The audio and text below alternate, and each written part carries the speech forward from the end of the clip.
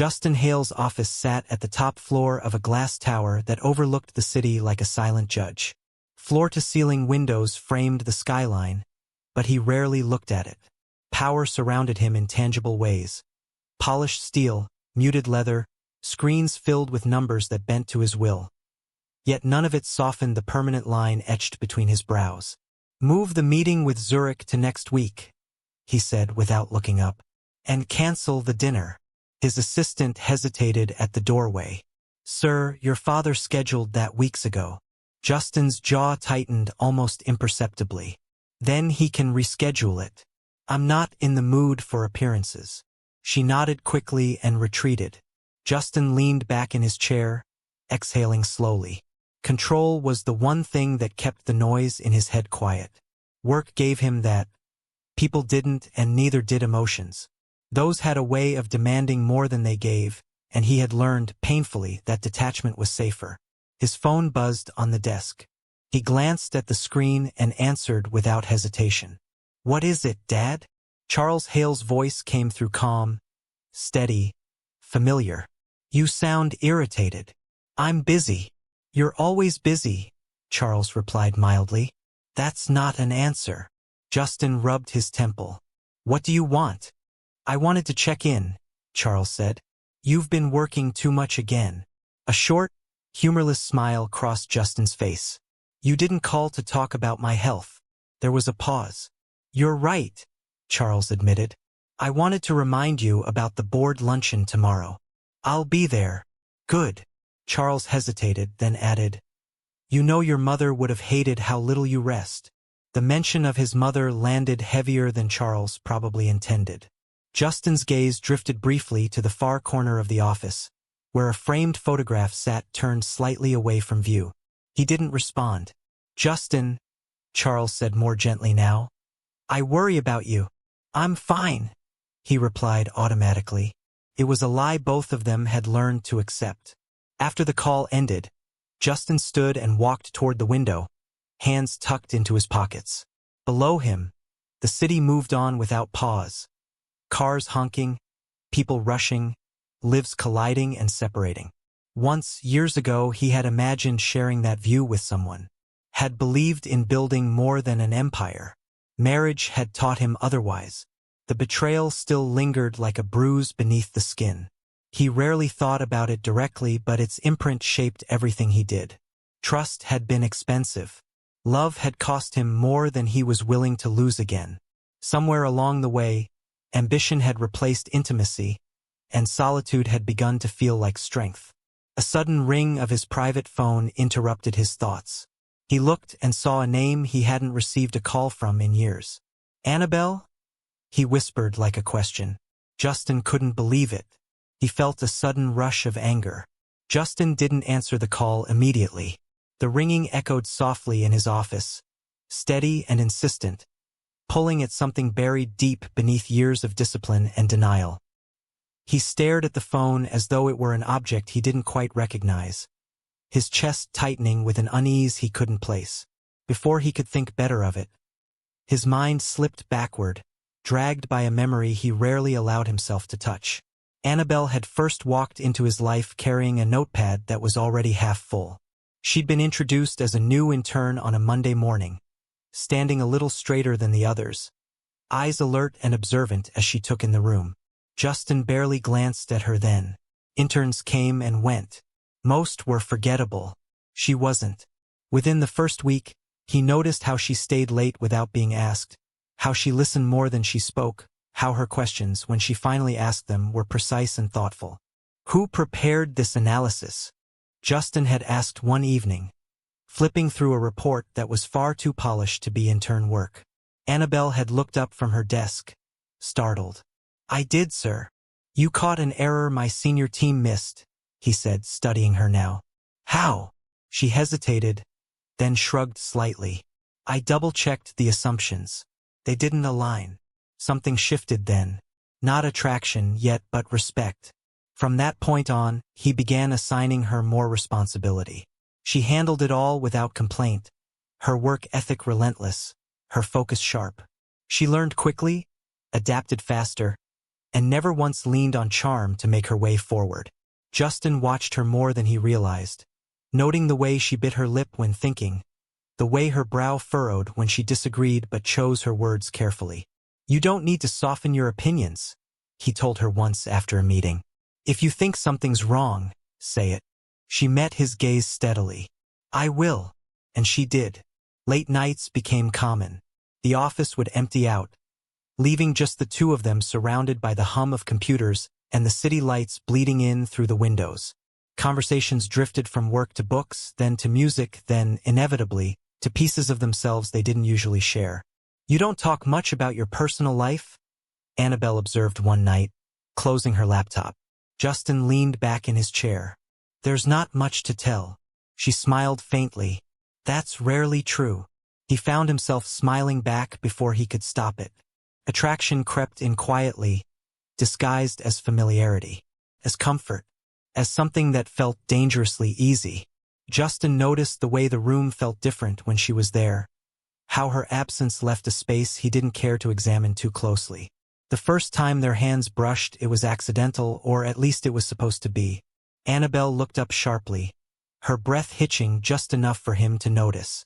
He should have stepped back, should have remembered every reason not to cross that line. Instead, he didn't. What followed was intense and consuming, built on shared hours and unspoken understanding. Their chemistry burned hot and fast, fueled by admiration that deepened into something far more dangerous. They tried to be careful. They failed. "You're my boss," Annabelle said once, voice unsteady as she stood too close. "And you're leaving this office every night with me," he replied quietly. "We both know this isn't just about titles anymore." She didn't argue. What began as stolen moments turned into something neither of them wanted to hide. Love crept in where caution had once lived, reshaping their priorities, softening edges they hadn't known could bend. Against reason, against expectation, they chose each other. The office had grown quieter over the months, not because the work slowed, but because the undercurrents running through it had thickened. Whispers followed Annabelle wherever she went, small comments clipped and careful, meant to sting. "She's always here late. Did you see the way he looks at her? She's moving too fast, getting too close to the top." At first, Annabelle tried to ignore it. She told herself it was part of the territory, that gossip was the air of any ambitious office. But the sharp edges of jealousy cut deeper than she expected. One afternoon, a colleague lingered too long by her desk, smiling falsely. "Careful, Annabelle," the woman said. "Some people don't like to see others succeed too quickly." Annabelle didn't rise to the bait. "Then they'll just have to get used to it," she replied, her voice calm, almost chilling. The woman's smile faltered, and she walked away. Justin noticed, of course. He had always noticed. One evening, after everyone else had left, he stepped into her office while she was still at her desk, papers scattered in front of her, a pen balanced between her fingers. "You handled them well today," he said, leaning against the doorframe. Annabelle looked up, meeting his gaze, exhaustion and pride flickering across her face. "I've learned to tune out the noise," she said softly. He smiled faintly, walking over to her desk. "You're good at this, better than most." The months that followed were a rhythm of late nights and shared silence, punctuated by moments of laughter or quiet conversation. Justin began entrusting her with more than just routine tasks. She anticipated his needs, managed the office with precision, and carried herself with the confidence of someone who belonged. Before long, it became clear. He wasn't just relying on her. He was counting on her. One night, as they lingered in the empty office, Justin leaned back in his chair, watching her organize files. "You've come a long way," he said quietly. Annabelle paused, glancing up with a faint smile. "I had a good teacher." "You've done this on your own," he corrected gently. "I just noticed." Her cheeks warmed slightly, but she didn't look away. There was an unspoken tension in the room now, one that had been building slowly, impossibly, over months. "You know," she said carefully, "I couldn't have done this without you." "You've already done it," he said, his voice low. "You've earned every bit of it." The weeks turned into months, their bond deepening with each shared late night and each decision made side by side. There were stolen glances, brief touches that lingered longer than necessary, and laughter that became comfort. Eventually, love followed quietly, like a shadow that had been trailing them all along, inevitable and undeniable. When they finally married, it was against quiet objections and murmurs of disbelief from some corners of the office, whispers about ambition, impropriety, and timing.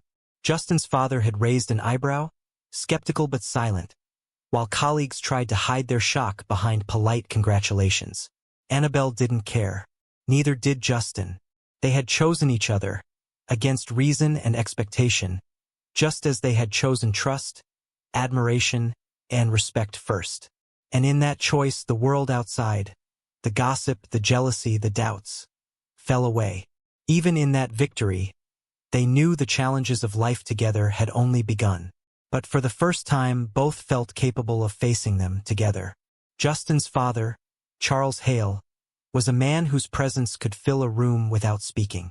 When he finally met Annabelle, it wasn't in the warmth of introductions or polite curiosity. It was in the quiet scrutiny of a predator assessing whether its prey posed any threat. "You're the woman who's been keeping my son here past midnight?" Charles asked one evening, voice smooth but sharp enough to cut. He had come to Justin's office unannounced, as he often did, and now stood with hands clasped behind his back, eyes tracing her every movement. Annabelle rose politely. "Sir, I assure you I've never—" "You assure me?" he interrupted, his eyes narrowing. "I assure myself. That's how I operate." Justin, leaning casually against his desk, gave a tight, controlled smile. "Dad, she's my assistant. She manages the office efficiently. That's all." Charles turned to him slowly. "Efficient? She's young, ambitious, and ambitious women are rarely uncomplicated." His gaze flicked back to Annabelle, measuring, weighing, calculating. "I've seen enough to know when a distraction isn't just a distraction. And if there's gold to be mined, I will find it." Annabelle's posture didn't waver. "Sir, I came here to do my job. Nothing more, nothing less." Charles's expression didn't soften. "You may believe that now, but people are rarely who they seem. I've spent my life learning to read intentions. My son doesn't need another lesson in disappointment. Not now. Not ever." Justin's jaw tightened, and he exchanged a glance with Annabelle that said more than words could. She simply nodded, acknowledging the warning without flinching. For weeks after that meeting, Charles watched. He watched how she handled meetings, how she spoke with Justin, how she moved through the office. Every gesture, every smile, every glance was logged and analyzed in the quiet recesses of his mind. Charles said to a trusted aide one morning, "Keep an eye on her. Always." Annabelle, unaware of the full weight of Charles's disapproval, continued to navigate her role with steady confidence. She didn't see the calculating glances from boardrooms, the half-uttered warnings in private conversations, or the sharp evaluations Charles made after every interaction. And yet, despite the scrutiny, she persisted. She had already proven herself capable, not because of Justin's protection, but because of her own intelligence, resilience, and resolve. Charles's disapproval would not break her, but he remained, always in the background, a looming shadow whose patience and vigilance meant trouble was never far behind. "Watch closely," Charles whispered to himself one evening, standing at the edge of the office balcony, overlooking the city. "Because the moment she falters, I will act." Justin, meanwhile, remained oblivious to the silent storm brewing just outside the walls of their carefully constructed world. But Annabelle, whether she realized it or not, had already drawn the attention of a man who refused to be surprised, and would never let her pass unnoticed. The morning Justin left for the international trip was quiet in a way that felt unnatural. Usually, the office hummed with activity, papers shuffled, phones rang. But that day, even the city seemed to pause. Justin stood in the doorway of their shared office, coat in hand, passport and boarding pass tucked neatly in his briefcase. Annabelle looked up from her desk, trying not to betray the unease she felt in her chest. "When will you be back?" she asked, forcing her voice to sound casual. Justin gave a tight smile. A week, maybe 10 days. There's a lot to handle over there. I'll call when I can, but you know how unpredictable the schedule is. I understand, she said softly, though her stomach nodded. He stepped closer, brushing a strand of hair behind her ear. A gesture that had once been electric, and still made her heart leap despite the years they had spent together. Take care of yourself. Don't stay up late too often, he murmured. I'll manage, she replied, forcing a small smile. And then he was gone, the click of the elevator marking the sudden emptiness he left behind. At first, she tried to bury herself in work, tackling schedules, client reports, and the never-ending stream of emails. But the silence he left made itself known in little ways. Her phone remained quiet, except for a few hurried messages that didn't contain the comfort of his voice. Calls went unanswered. Even when he finally managed a few words over a video link, the connection was poor, delayed, and fragmented. It was during one of these long, empty nights that Annabelle noticed the change in herself. At first, she brushed it off as stress, nausea, fatigue, and odd dizziness she attributed to overwork. But a quiet intuition nagged at her, insistent and persistent. Finally, one morning, after the city had awakened but before anyone else arrived, she slipped into the restroom, hands shaking, and took the test. The small device confirmed what her heart had already guessed. She was pregnant. Her mind spun, a mixture of joy, fear, and panic. She pressed a hand to her belly, feeling the life growing there, and suddenly the office, the gossip, the long hours, even the scrutiny of Charles Hale, fell away. For the first time, she understood the depth of the responsibility she now carried for a child who hadn't even been born yet. I was halfway across the world, and Justin was halfway across the world, and couldn't contact her as much. She couldn't contact him either. It was mostly unavailable. So she decided to surprise him with the news when he's back. The next day, she went to do a test in the hospital for final confirmation and came back home. She intended to use the weekend to rest well.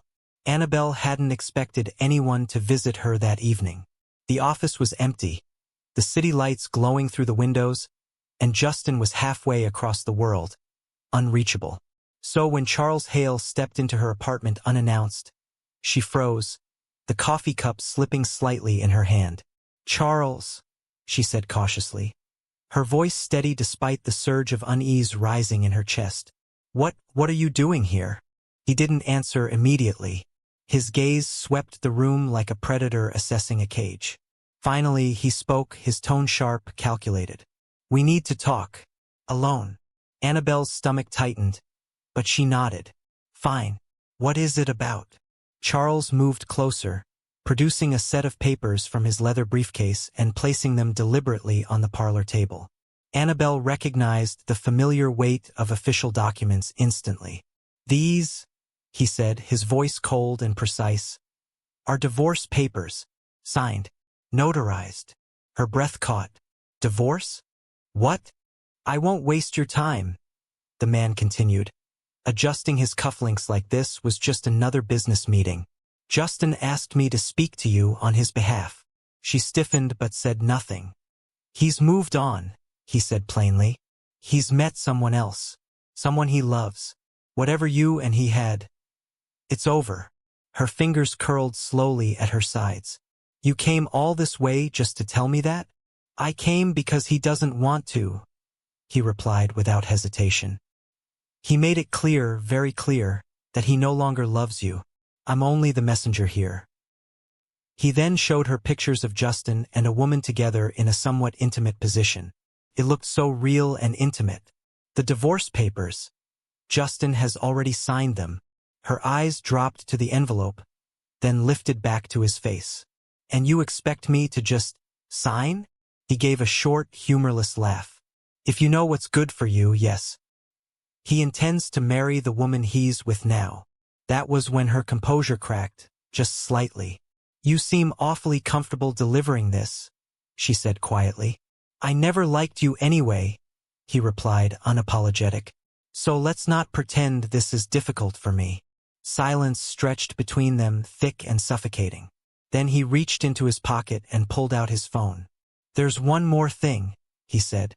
"Justin asked me to play this for you." Before she could respond, he tapped the screen. "He said you deserve to hear it. At least once." Then Justin's voice filled the room. "You need to end the pregnancy," it said unmistakably. Annabelle froze, her heart sinking. The voice was familiar, yet somehow distorted. "I don't want this.